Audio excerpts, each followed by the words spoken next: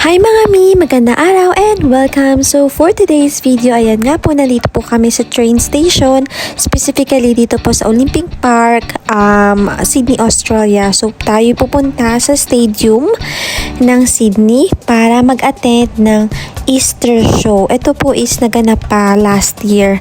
Sa sobrang busy at tuloy-tuloy ay dahil alam nyo naman working student ang peg ko. So parang binabalance ko lahat. So nagkaroon lang ako ng time na i-upload yung mga previews, but I'll keep you updated as soon as possible ng mga videos. Anyway, ito nga po, nakapasok na kami. Kailangan nga po ng online nyo po bibilin yung ticket. At ito po is usually every year. And then nakakatuwa kasi para siyang bonding na din and family. And of course, gusto namin ma-experience ano bang meron dito sa Sydney Royal Easter Show na to.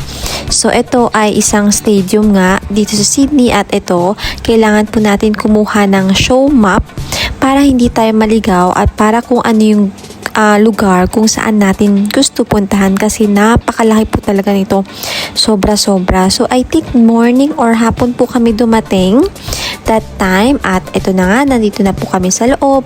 Ayan, meron silang mga slides, meron silang mga Ferris wheel, at syempre hindi mawawala yung iba-ibang klaseng food stall specifically sa mga bata, kasi lahat ng nandito is more on may family na. Ito na yung chance nila ng bonding, ganyan, ayan. At syempre hindi mawawala yung pagpapatattoo at mga souvenir shop na pwede nyong pagpilian. Ayan, ikutin natin at explain ko po sa inyo yung iba. Ito nga po ay sikat na sikat yan, yung parang magdodrawing ng cartoon na mukha mo. I think nasa $30 to $40 po ata each per person. Ayan, amazing show bags. Siguro na iba-ibang klaseng mga candies po ata yan. Ayan, medyo matirik ang araw that time, so pagod na. Ayan, yung nakalagay Sydney Showground. Ito, makikita natin itong Duck King. O diba, ang pogi-pogi naman nung naghahawak. Siya na all, mukha siyang Latino, no? What do you think?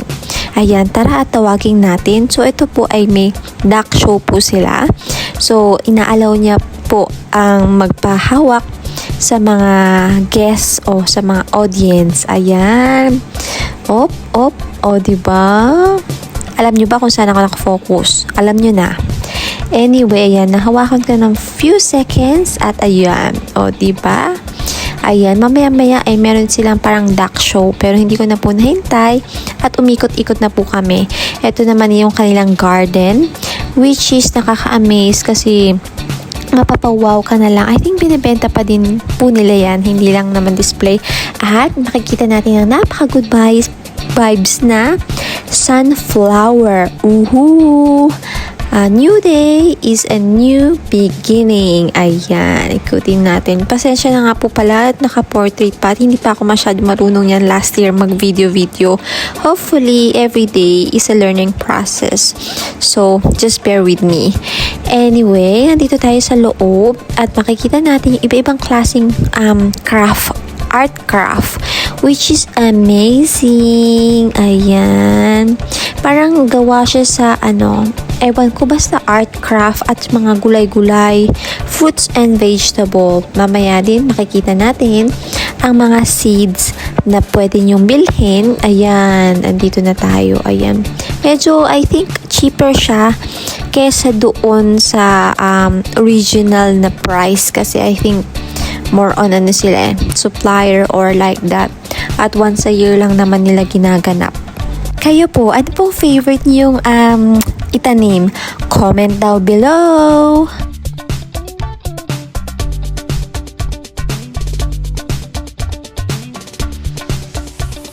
Ayan, yung prices naman, I think nasa $3 to $10 depende po sa fruits or vegetable na iyong mapipili. Andito naman po tayo sa mga iba-ibang klaseng Yan, ang nakita ko lang talaga dati is yung parang liquid na talaga ng honey. Pero ito, pwede palang gawing kandila at iba-ibang klase. So, I think ito is parang competition na dinisplay nila dito. At parang, ayan o, National Honey Show. Iba-ibang klase, ayan, ang dami. Nakakatawa. Thank you, Australia, for the opportunity na makita po namin to. At thank you, Lord, for everything, for the wonderful opportunity. Anyway, ayan nga po. Ayan, iba pa palang klase, no? Sana all. Ayan. And then, ano pang pwede? Ayan, meron silang scoring kung gaano ka-raw, kung gaano ka-sweet, kung ano iba-iba pa. Ito naman is, nasan tayo? Ito pala yung free taste ng honey. Tsaka, pinapatikim ata yung raw honey, tsaka hindi raw honey. So, ayan, syempre, hindi tayo magpapatalo. Ay, ayun, diba? Ayaw ko pansinin. O, ayan. Naawa sa akin at sa akin na binigay. Ayan, 100% Australian honey. Wow. Ayan. I think nasa $20 po ata yung 5 to 10 kilo. Hindi ko na kasi siya makita. Sorry po. Ayan. Pero I think marami na bumibili. At kasi sabi nila dito, maraming mga diabetic dito sa Australia. So, to prevent din yung sugar, mga refined sugar, it's better na honey na lang din. Kasi ang hirap din tanggalin yung sugar sa ating katawan, especially kung nakasanayan na natin. So, ayan. Sa kakadaldal ko, ayan. Andito naman na tayo sa nagdi-discuss ng honey. So, diba, grabe siya. Hindi siya, dapat meron siyang sa tenga kasi baka pasukan siya ng honey. Diba, yan, ini-explain niya yung daily honey demonstrating daw kung paano kinukuha yung mga liquid ng honey, ganyan. Todo explain yan si lolo, si kuya, si sir. So, which is, di ko lang din masyado marinig yan kasi maingay din sa background. So, ayan siya. And ang pagkakaintindi ko po sa kanyang diniscuss last year is about yung history, kung saan lugar ang maraming honey, kung saan pinoproduce, and ano mga benefits ng honey sa ating katawan. At kaya as possible, pinopromote ang honey instead of refined sugar. Diba? Promoter ang peg. Ayan, ang lalaki. Say, naku, katakot-takot, pero grabe, yun, hopefully na-enjoy nyo naman ang pag-share ko sa inyo. So, ayan, let's see and have a look ng malapitan.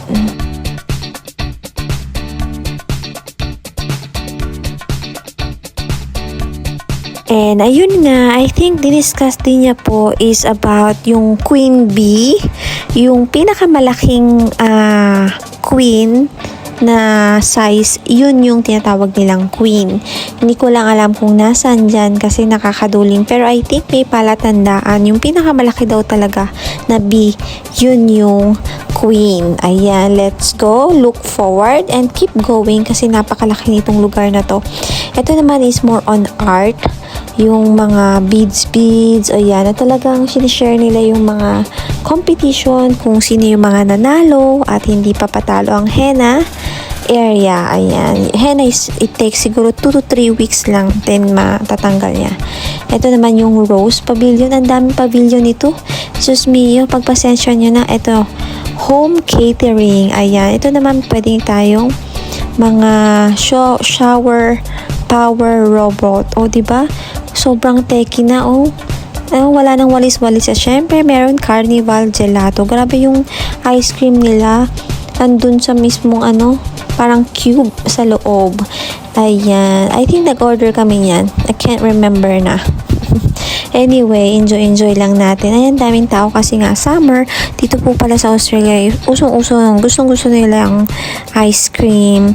Gustong-gusto nila mga lollies, ganyan. Ito din pala, at napagod na kami ng bonggang-bongga. Naghanap kami ng lugar kung pwede saan upuan.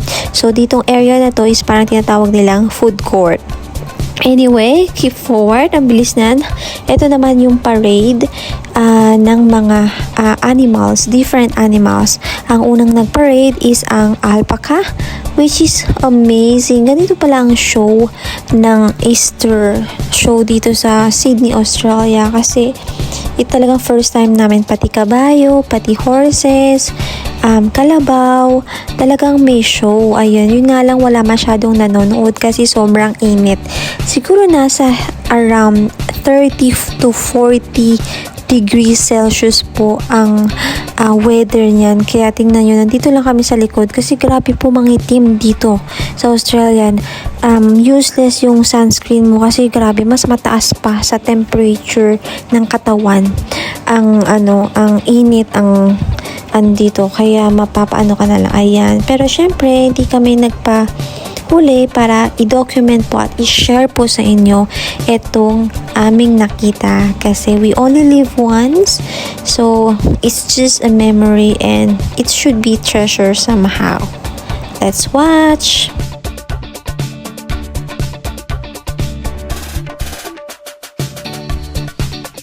Ayan, ito medyo lapitan natin ng video. Ayan ang grabe yung kalabaw. Iba-ibang color, parang Dalmatian ng peg. Anyway, I think din siya, it is also a competition sa mga different types ng animals. And hindi na lang namin naabutan kung sino yung nanalo kasi sobrang init na. At lang naman po kami niyan, day tour lang. So, green up na namin yung ibang opportunity na maikot pa at ma-share sa inyo. Ayan, pabalik na nga po ang alpaca. Ang alpaca po ay sobrang sikat dito po sa Australia, especially Australia Day. So, hopefully, makapture po natin next time. Ayan, kaya tingnan nyo yung mga kasama nang nagpaparade. Nakabalot na balot sila at naka-hat. Ayan. Talagang yung iba talagang costume, nag-dress, talagang covered kasi matindi. Usong-uso dito yung mga skin diseases, skin cancer, mga ganyan kasi nga dahil gusto magpa-itim or magpa-moreno ang mga foreigner, hindi sila naglalagay ng mga sunscreen, which is sa atin advantage kasi we don't need it. We still need it, but yung color natin dito sa Australia or sa ibang bansa maybe is nakaka-proud kasi gustong-gusto nila yung color natin. Baliktad, no? Sa Pilipinas, nagpapaputi. Dito, nagpapaitiman. Kailan kaya tayo makukontent, no?